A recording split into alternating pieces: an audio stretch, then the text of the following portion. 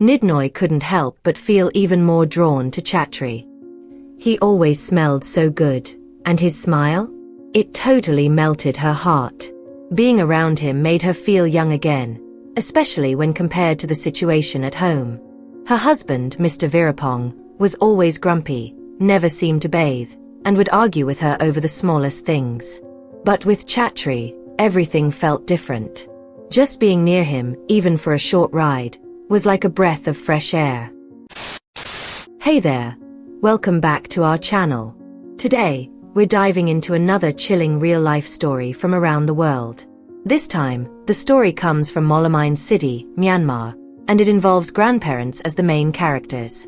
Unfortunately, this true crime tale takes a pretty tragic turn. So, what exactly happened in this case? Let's take a closer look and break it down.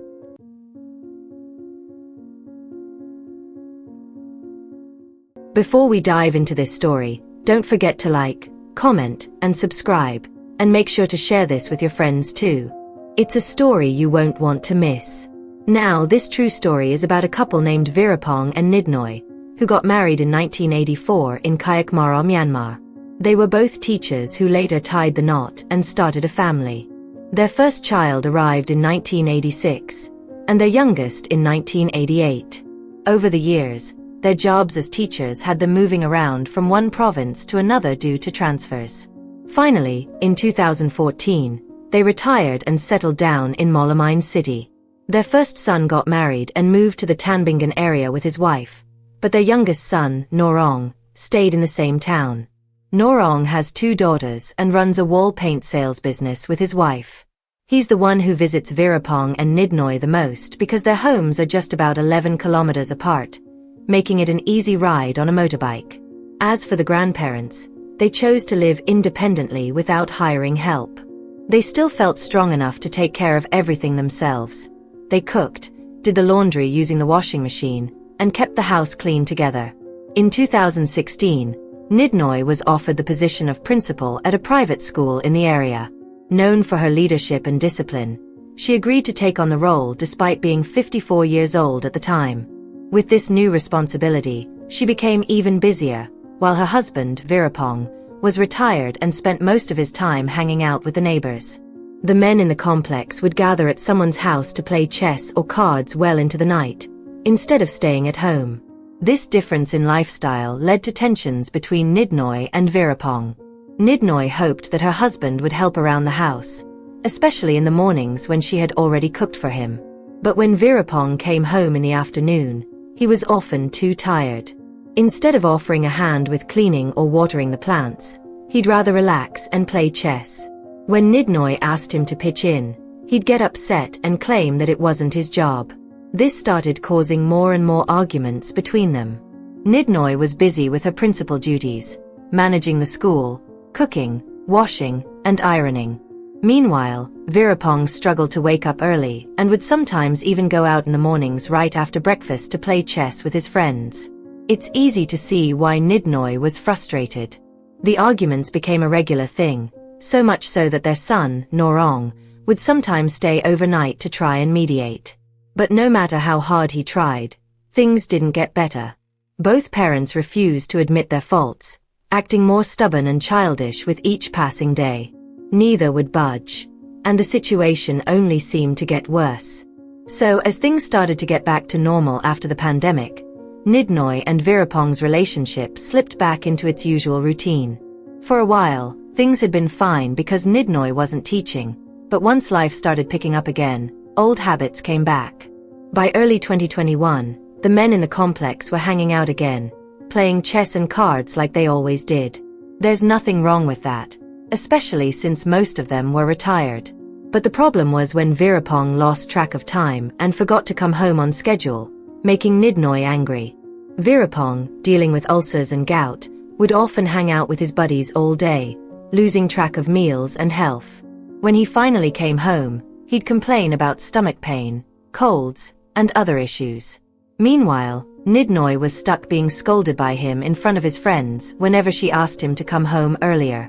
She didn't like being dragged into these late-night hangouts, especially when she had things to do, like getting up early for school.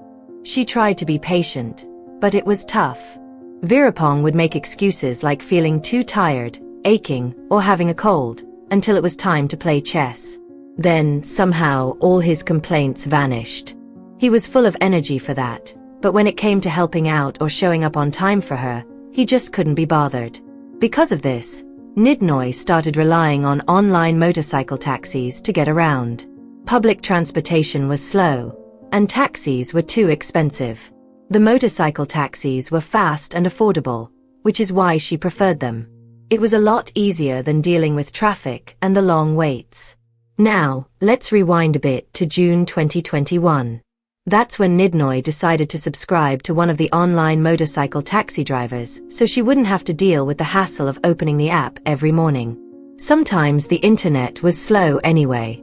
She ended up connecting with a driver named Chatri, a 25-year-old man who had been married since 2018 but didn't have kids yet. He had worked as a lion dance and freestyle performer but had switched to driving for an online motorcycle taxi service at the end of 2020. At first, Nidnoy was picky about her drivers. She didn't like many of them. Either they were too old, rode badly, or made her feel uncomfortable. But when Chatri started driving her, she felt safe and at ease. She even liked his face. It made her smile. Before long, they became regulars, and they had an arrangement where she paid him a weekly fee. He always showed up on time to take her to school, and if he was ever late, he'd get an earful from her. Nidnoy really enjoyed these rides. Chatri smelled good, and his smile made her heart flutter. For the first time in a while, she felt young again, especially when she compared him to Virapong, who was grumpy, rarely bathed, and argued with her constantly. Being around Chatri was a refreshing change. As time passed, their connection grew stronger. Nidnoy would invite him to eat noodles or accompany her to the mall to buy glasses. She'd find reasons to spend more time with him. But things took an unexpected turn when she found out Chatri was married. At first, she'd thought he was single because of his youthful appearance, his smooth skin, and his charm. She was a little hurt, but the attraction was still there. Nidnoy wasn't stingy with money either. She paid him extra for his weekly rides, and their relationship started becoming more intimate. They began checking into a hotel a couple of times a week, where they could have deeper conversations and enjoy each other's company without interruption. While Nidnoy treated Chatri like a lover, he wasn't as emotionally invested. He still kept his distance, only following along for the money but never crossing boundaries. It's clear that Nidnoy found something in Chatri that she wasn't getting from Virapong, and that difference kept her coming back for more. In September 2021, Virapong started to notice something unusual. His wife, Nidnoy, had been making intimate phone calls and sending voice messages late at night. He started to suspect that something was going on, but he couldn't wrap his head around it. After all, who would want someone as old as her? But the more he thought about it, the more it bothered him. So, he decided to tell their son, Norong, about his concerns. For months, Nidnoy had been coming home late, usually after 8 p.m., always claiming it was due to school activities. But something didn't sit right with Virapong. So, father and son decided to follow her after school one day in November.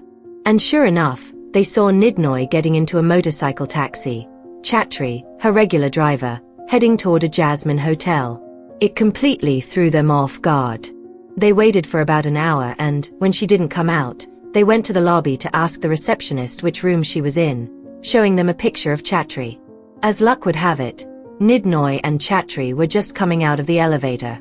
The moment Norong saw them, he lost it. He rushed over, yelling and even threatening Chatri. He then grabbed his mother by the arm and dragged her home, with the 4 grandchildren following behind. At home, another argument erupted. Nidnoy calmly explained that she and Chatri had only been chatting at the hotel, that nothing inappropriate had happened. But the problem wasn't just about what happened in the hotel. It was the emptiness at home. Virapong was always gone, playing chess late into the night, leaving Nidnoy feeling lonely.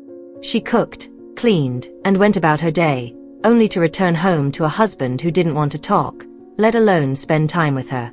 Norong, still furious, wasn't buying her explanation. "You're the principal. What if people find out? It'll be embarrassing, he yelled. He forbade her from ever using the motorcycle taxi again and sent Chatri several threatening messages, telling him to stay away from his mother or he'd regret it. Chatri was terrified, and just like that, he vanished from Nidnoy's life. 3 weeks later, things seemed to calm down, but Virapong began to get suspicious again. On December 2nd and 3rd, Nidnoy was dropped off by the same motorcycle taxi driver, wearing a black helmet and face mask. Virapong couldn't see his face, but he recognized the bike. It looked like Chatri's, though he couldn't remember the license plate. He started to think maybe his wife was seeing him again. On December 5, 2021, things took an even darker turn.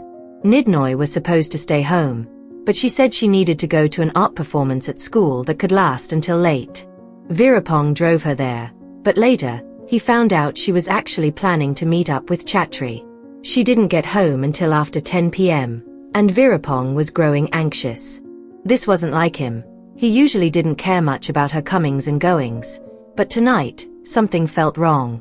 At 10:30 p.m., he saw a motorcycle with a black helmet pull up in front of their house. Nidnoy got off the back. Anger boiled inside Virapong. Without thinking, he grabbed the gun he had been carrying in his pocket and fired 3 shots. The motorcycle driver, a young man named Pickett, fell to the ground. Neighbors rushed out, taking Pickett to the nearest hospital, but it was too late. He passed away at just 23 years old. Virapong immediately turned himself in to the authorities, overwhelmed by what had just happened. Meanwhile, Nidnoy was hysterical, screaming when she realized the young man who had been shot wasn't Chatri. It turned out that this was the first time she had ridden with this driver, Pickett. A tragic mix-up had cost a young life and shattered the family in ways they could never have imagined. Meanwhile, Mr. Virapong was filled with regret. It hit him that his actions had been completely wrong. His anger and jealousy had clouded his judgment, and he couldn't believe how much his emotions had taken over. His wife, Nidnoy, had been home that night, but he let his suspicions get the better of him, thinking she might be seeing the previous motorcycle taxi driver, Chatri. After all, the bike and the build of the driver were so similar. Why the helmet, though? He could barely see the person's face, making it impossible to identify. But Nidnoy insisted she hadn't spoken to Chatri since their son found out about everything. After all, there were plenty of motorcycles like that around, and most drivers keep their helmets on when they drop people off. Mr. Virapong, the usually calm village man who thought of himself as the hero trying to protect his wife, had been spending his days hanging out playing chess with his friends at the compound. It was here the police found out that the gun he used had actually come from a neighbor's house, another retired soldier who Mr. Virapong had been hanging out with. The grandfather had snuck into the neighbor's room to grab the weapon, with the intention of confronting the motorcycle taxi driver he despised. Unfortunately, he had the wrong person. Pichett's family was devastated. The young man had just graduated from Tambingen and moved to Molamine to find work, struggling like so many after the pandemic. He had taken up driving for an online motorcycle taxi service to cover his living expenses, his motorcycle still in installments. Pickett was known for his tireless work ethic, often driving well into the night to meet his daily target. He'd grown up living with his grandmother since his mother worked in a factory to support his younger siblings. Now, he was gone, even before he had a chance to collect his college diploma because he couldn't afford to. The lawyer pointed out that although Mr. Virapong had admitted his mistake and showed remorse, his age and health had to be taken into account when deciding his punishment. At 58 years old and in poor health, Virapong's trial was delayed several times due to frequent hospital visits. However, both the prosecutor and the doctors agreed that he was fit to stand trial.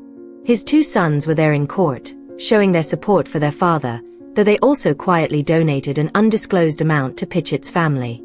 On June 5, 2022, the Molamine Regional High Court found Mr. Virapong guilty of premeditatedly killing Pickett. He was sentenced to 25 years in prison, though his health would be monitored by a doctor every month. His children had asked for an appeal on the grounds of their father's age and health, but the court rejected the request.